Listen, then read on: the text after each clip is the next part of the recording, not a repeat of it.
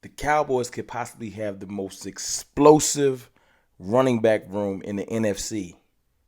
And the crazy thing is, we probably not done.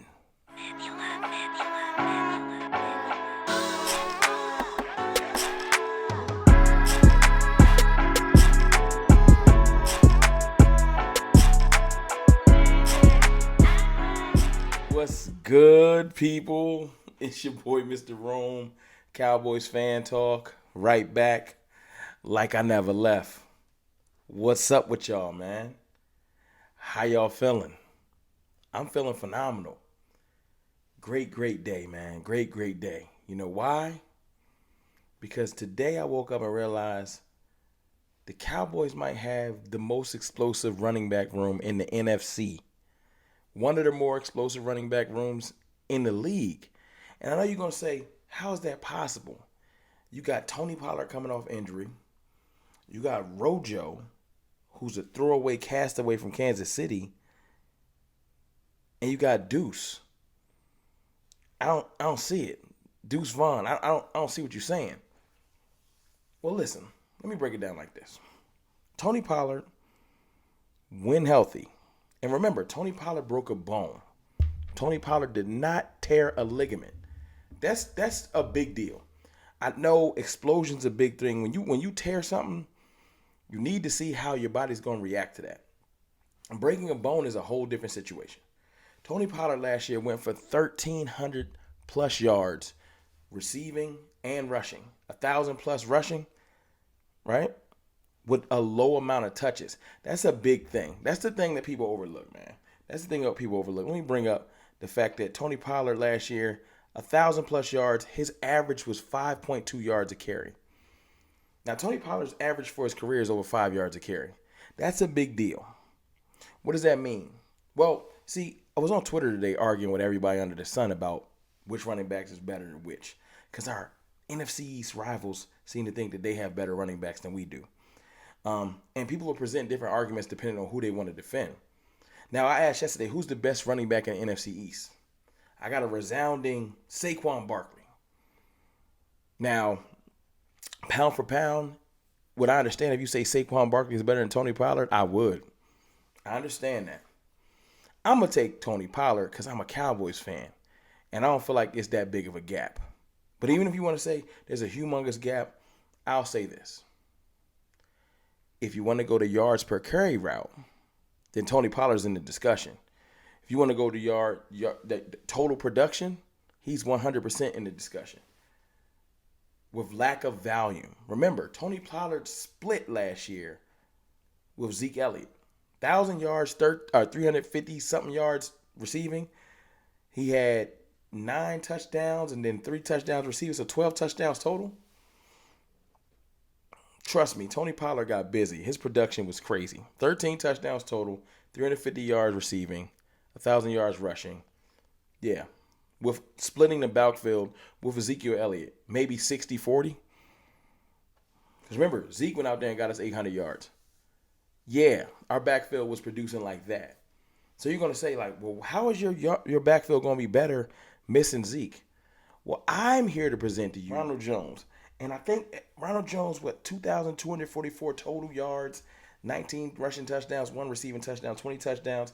He hasn't had a big explosive year since 2020. 978 yards, 5 yards a carry that year, right? That year was important because he was splitting carries with Leonard Fournette, meaning he operated best in a split backfield. Now, last year, I don't know if he fit Kansas City's system as much. Sue me. But he has low mileage on him. He's younger than a lot of people want to give him credit for, age-wise, right? And when he gets the ball, he is an impactful running back. He did have a fumble issue early in his career, so I ain't here to lie about that. You know what I'm saying? But he can take one to the house. He has not lost speed. I think lack of tread, I think the fact that he didn't get a chance to do much last year, there's still room for him to come out and have a little bit of a breakout. I think that Ronald Jones is being slept on. Because when you compare him to, like, let's just say, a Rashad Penny, the other running back that came into the division that's probably going to be someone else's change of pace back. You would think, Rashad Penny's absolutely better because of yards per carry. But that would make Tony Pollard better than Saquon Barkley because of yards per carry. Or is it that stats don't tell the whole story? Because if you will say all-encompassing, I will give the nod to Saquon. Probably. I'm going to take Tony Pollard. But I'm not going to get mad at someone to take Saquon. But if you're talking about yards per carry, yes, Rashad Penny has a better yards per carry than Rojo. But body of work, durability, more reliability, has done it on the big stage, has been a part of a Super Bowl winning team. And that experience is invaluable. I hear other people in our division brag about, well, we got Super Bowl winning this and a Super Bowl winning pedigree. Having a Super Bowl winning back on our team that has done it throughout the playoffs and on the highest stage is important.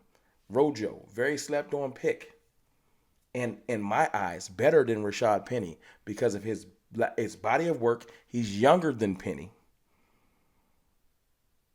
And I feel like he's shown that he's more durable than Penny. They both had injuries.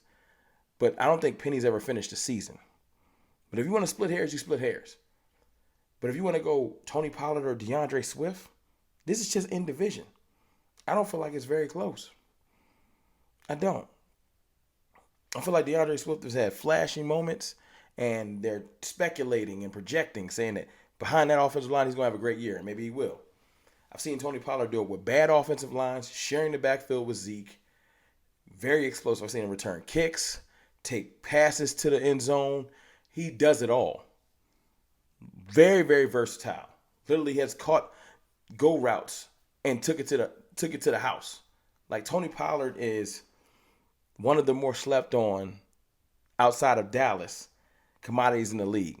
He's been under Zeke's shadow. He's finally out of it. I think when that bone heals, he's going to be just fine.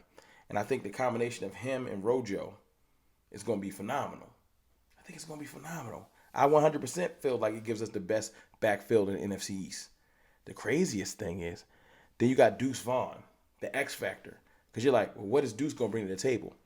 Very explosive side to side, shifty. A Darren Sproles come back to life reenactment.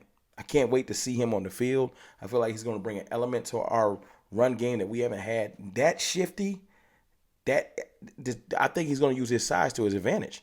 But he's someone that is not afraid to get up in there and block and run. Deuce deserves his own full video, and I will get to that. I haven't gotten to that. But he's the question mark. Where other people will say, well, we have this player and this player. They've been in the league. Deuce Vaughn is the amazing question mark, because if you look at his college pedigree, and he's done it against the Alabamas of the world and other SEC schools. Like, this isn't just I run against small schools and that's where I get my yardage. No. Deuce Vaughn has done it on the highest level against some of the best talent. I'm talking about made Alabama look silly. You know what I'm saying? Hit his head on the goalpost. So Deuce Vaughn is an amazing question mark. And then you got the last part of this video I wanted to touch on. We're probably not done. See, I feel like everybody else in the division, they kind of done with their running backs. I don't feel like San Fran's going to add a running back. CMC is dope. But I think they're done. I think that the Cowboys, at bare minimum, are going to probably add Ezekiel Elliott back. I do. Now, maybe I'm wrong. Maybe I'll come back to this video at some point and say, CFT, you was wilding. We ain't add nobody. But I feel like Zeke ain't getting picked up. People going to offer him bare minimum. And then if you add Ezekiel Elliott to everybody I just described, Tony Pollard, Rojo, because I feel like we're going to carry 4 backs. I feel like we're going to do that this year. Deuce Vaughn, who's going to play special teams too. And then Ezekiel Elliott for short yardage, specialty, pass block pickup. Like one of those tough yardage kids, like our secret weapon. But I'm going to leave y'all with this, because I know it's not no definitive connection to it. But I'm going to just leave y'all with this, and I would love you to know y'all thoughts. How y'all feel about that 3-man backfield? The potential of adding Zeke Elliott. But let's just say somebody else picks up Zeke and gives him a larger role. Tampa, he's been connected to Cleveland, something like that. And I salute Zeke. You know what I'm saying? Good luck over there. But what if, and this is a what if, it's a hypothetical. Don't kill me in the comments. Or kill me in the comments. Do what you got to do. What if June 1st comes and the Cowboys go out there and add a Dalvin Cook who gets cut, or a Derrick Henry if he gets cut, or another back to just shore up this running back room, because 100% June 1st is going to be that second free agency. It's like Christmas for Stephen Jones. We are not done. I would love to know your thoughts about our running back room and the fact that I feel like we have one of the more explosive, revamped running back rooms in the NFC, and it's being overlooked. I know. Y'all going to say, here go Rome, stirring the Kool-Aid. Nah. Tony Pollard is like that. You need to go remind yourself. That's our running back one, Tony Pollard. Ow, how.